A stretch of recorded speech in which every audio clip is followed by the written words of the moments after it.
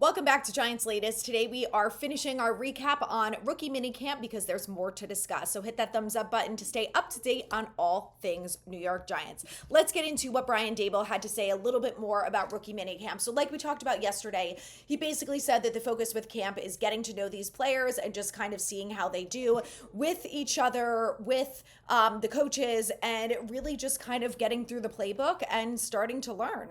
So there's not much to take away from it. But what he did say that, Dart operated day one and day two fine. He liked his preparedness. He talked a lot about the preparedness of the players and the quarterback and how that is the most important thing. And this is also something that Jackson Dart spoke about, and we'll talk about that in a minute. But he said that the high picks will have a lot of responsibilities and that, from day one to day two in camp, there's really not that much that changes. But that once they start to get into OTAs, when they do offense versus defense, that's where they'll start to see more of that. So they really only did 7-on-7s this weekend, no 11-on-11s.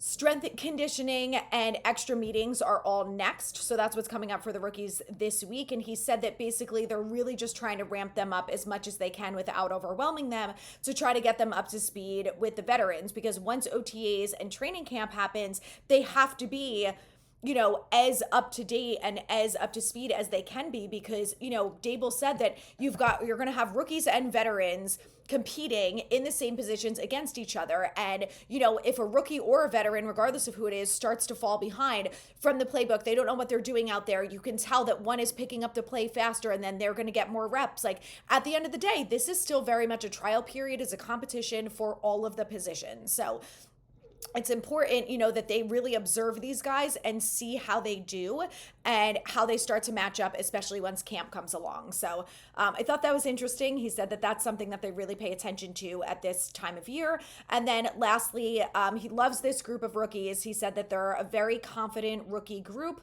and he loves that they have grit.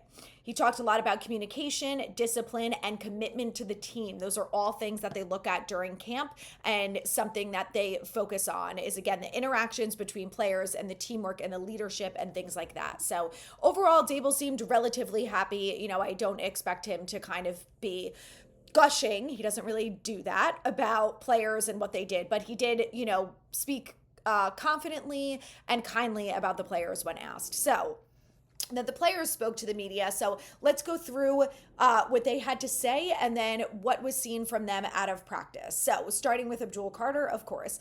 He's serious, humble, and looks like he had fun dancing. I saw clips of him dancing around, high-fiving players, whatever. So you can tell that this group, that they like to have fun, but they are also very serious, down to business.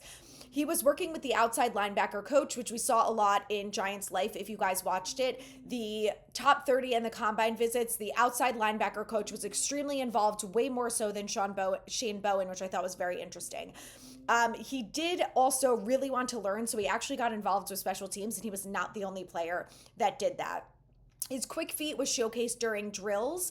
And this is very important. There was no sign of his foot acting up. So there was one specific drill that Abdul Carter and the outside linebackers were doing where you basically just stomp your feet into the ground. And Patty Traina said that the coaches never would have had him doing that if they were concerned at all with the stress fracture. So, knock on wood. Let's hope that continues, but he is good to go and able to do all of the drills and all of the, skills and things that they had him do without any issue and without the foot flaring up. So let's hope it stays. When he spoke to the media, he said that he wants to showcase his leadership skills, said that Penn State really prepared him to grow both on and off the field as a player and as a person. So he feels good about where he's at during camp, but obviously has a lot to learn. He said that seeing Strahan at practice was dope. That obviously these guys know the legacy and they know the history of the franchise. And he said that him specifically, he wants to be great. He wants to be around greatness. He wants to have that legacy and he wants to bring back winning to New York. You and me both, Abdul Carter. You have a better shot at it than I do, so help us out here. We need it.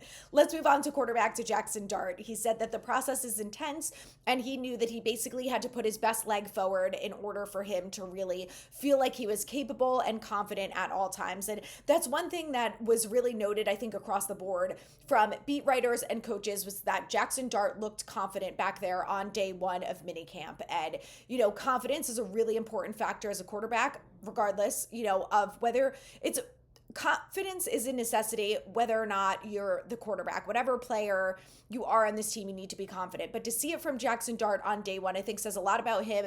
And he talked a lot about his preparedness, that was something that I really focused on. And every time he steps on the field, whether it's college or now, he trusts that his preparedness did him enough to put him in the position to succeed. And he feels like that every time he's on the field. He says he doesn't have doubts in his play because of his preparedness. Again, he said as the quarterback that he's only as good as the guys around you, that he takes that to heart. It's up to him to also prepare these guys, have good communication, be able to, converse with them and make sure that everyone is up to speed before they get out on the field. And that was one of the reasons why he did that when they got in the bus and he was reviewing plays and communications and things like that with all of them, that's really important, that it stems from him and goes all the way throughout the rest of the offense, that they are on the same speed and they are able to communicate and, go through any mistakes, questions, etc. He said that the quarterback needs to know the ins and outs of everything and that it raises the bar for him and everyone else around him. He was asked about what it's going to be like to be in the building with Russell and Jameis Winston, because he hasn't had really that opportunity yet, because it's really been about getting the rookies up to speed. Said that they were some of the first people to text him and he thought that was awesome. He looks up to both of them. We know this. He wore a Seahawks jersey as a kid, and he said that if there was any quarterback that he would like to work with someday, it would be Jameis Winston. So this kid got his wish in more ways than one.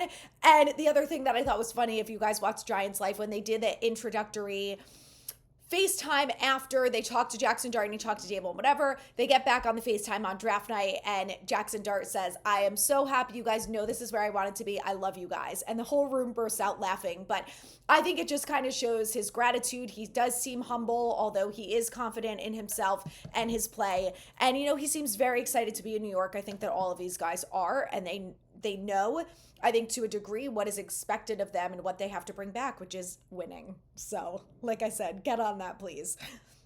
So basically, that's about it. The last thing that he talked about was that he's been practicing the snap counts and the cadence on his own.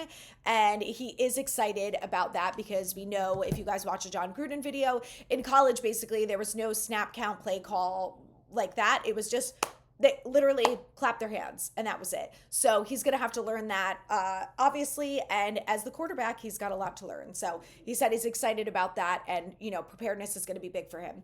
Next up, Darius Alexander said trusting the coaches and believing in the vets will help him succeed. He was asked, of course, about Dexter Lawrence, if he got to talk to him and work with him yet. And he said, not yet. And if there's one question that he would ask him, what was his approach as a rookie? What did he do that helped him succeed and build on that? He said he loves Andre Patterson already. He said he's been very helpful both on and off the field, and he's excited to continue to work with him. Darius Alexander, as what we can expect from him, is that he's going to play fast and work hard.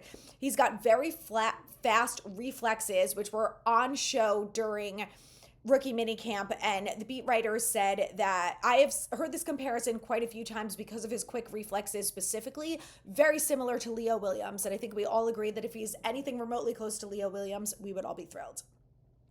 He's also got good hands. He's good on his feet and has good agility. Obviously, he knows the history of wearing number 91. He watched Tuck play and is excited to wear that number. Next up, Cameron Scatterbo, thick and muscular build in person, very solid, and is a good receiver out of the backfield. He was asked about that during his press conferences, why he thinks he has really good hands. And he said that he actually worked on it a lot growing up with his dad because his dad was a former wide receiver. So has good experience with that and, thanks his dad for helping him be able to do that. He said that he plays with a chip on his shoulder because he hasn't proved anything in the NFL yet, and he obviously has a lot of work to do. So I love that. I love that attitude and it's not just him. It's really a focus in the last 2 years on the free agents that this front office has brought in and the players that they have brought in, that they all feel like they have something to prove. And I love that about them because they do. They won 3 games last year. Every single one of you has a lot to prove and a lot of games to win. Speaking of winning, he said that he loves running over people to get to the end zone. That yes, scoring a touchdown is great, but it's even better when you get to drill through someone to get there. I love this guy. I think if there's one jersey you're going to get out of this group, I know we love them all, but how could you not love Cam Scatterbo? The guy is a tank. I love it so much. Let's talk about Marcus Membo. He was asked about Carmen Brasillo, who is the offensive line coach, and he said he loves him already. He's been teaching good techniques, and he said he's happy to continue to know with them. He's asked a lot, and something that he really has talked a lot about is being familiar and being capable of playing all 5 positions on the offensive line. That even though he is starting out as right tackle, and that is what the Giants have him lined up as, he feels like he needs to know and learn every single position on the offensive line because it's going to make him better as a player. And he also says he likes to know what everyone around him is doing, that's also going to help elevate him. So I thought that was really interesting because we don't hear that from a lot of players. And, he just says that he feels confident and capable that he can play all 5 positions. And listen, sir, if you can do that, God bless, because we need someone to step in when anyone is injured on this team. And if you can play all 5 positions, then more power to you. We need that. He also said that, he was asked about what it's like to have Strahan and Eli Manning in the building and, have them come out and talk to them at practice. And he said, that it's really just crazy to see these guys in person. Like, Scatterbo says is the history of this team and these players, but to be able to actually see them and talk to them. Abdul Carter, the first person that he saw when he walked into the building, when he got off the plane, was Carl Banks. And then Brian Burns comes in. Like, I think as players, it's, they look up to these guys. They model their play after some of them, and to be able to see them and really fully understand the legacy and that these guys are here to help you has to be an amazing dream come true. And it sounds like a lot of them are really grateful for it. So I love that. I love the humility from them. Last 2 guys, Fedoni said he felt prepared from going from college to the NFL and seeing the playbook and what he's learned so far. He said it was difficult to persevere through his injuries. He had 2 ACL tears on the same knee. Yikes. But he wouldn't take those injuries back because he learned and trained harder after them to try to get back up to speed and be the player that he was before the injuries. He also lined up on special teams with Abdul Carter and Cameron Scatterbo on the punt block team. So I love that these guys are interested. They're focused on learning different positions, and all 3 of them lining up on special teams is very interesting. Do I want my starting players also playing on special teams like Abdul Carter? Not really, but for camp, it's fine. Continue to learn, do whatever you need to do, but maybe let's not see that on opening day. Last up, Corey Black, the cornerback from Oklahoma. He got a call from Russell Wilson on draft day, which he said it was really exciting and it was amazing. He was so excited he even put his brother on the phone. So again, these guys they're ultimately living their dream, and to watch these guys who are Hall of Famers and ones who have won Super Bowls and then to be in the building with them has to be pretty surreal. So he said that he's ready to learn and he's very excited to be here. He's especially ready to learn from the veterans. He even spoke to some players that he knows that are in the NFL already and asked them, basically what he can do to prepare and what he's in for during these mini camps and ways to be better and succeed right off the bat, which I love because as a 7th round player, I'm sure he feels like he has a lot to prove. So I love it. He's a quick learner, enthusiastic, and he got praise from the coaches right off the bat during the drills. So last thing I want to talk about here during our mini camp recap is let's talk about some of the undrafted free agents and a couple of them who looked pretty good during the first few days. The first one is wide receiver Daquan Felton. He is the only player that has a guaranteed salary to make the practice squad, so he's definitely going to be a guy to watch this summer. He's a big body wide receiver, has good speed. He was the best out of the group, said Patty Traina, and we all saw, well, I did, I don't know if you guys saw it, the deep ball touchdown catch from Dart on day 2. He showed good separation, good hands, was a great play, fun to watch.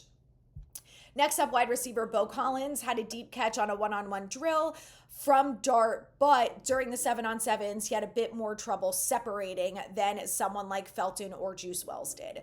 Wide receiver Jordan Bly had good quickness, will likely end up being a slot guy. Wide receiver Juice Wells showed good separation. He might have a drop issue. So last year he actually had 5 drops, which was the most that he's ever had in a single season. And Patty said that it was hard for her to see whether or not he had some drops during camp, but it's going to be something to watch for because it's something that he dealt with in the past. I also didn't realize this, but Patty called it out in her show, that the Giants released wide receiver Little Jordan Humphrey. Now, he's a guy that they signed only 2 months ago at this point. They signed him during free agency, and they ended up cutting him. So I think that goes to show that this group of UDFAs that they brought in, definitely keep your eyes on them this summer, because I think there's going to be more than one of them who are going to be able to battle it out and make this roster, or at the very least make the practice squad. So it's going to be interesting. I think we have a lot to look forward to this summer, hopefully this season as well. And the schedule is coming out. So that's what we're going to be talking about tomorrow. So stay tuned.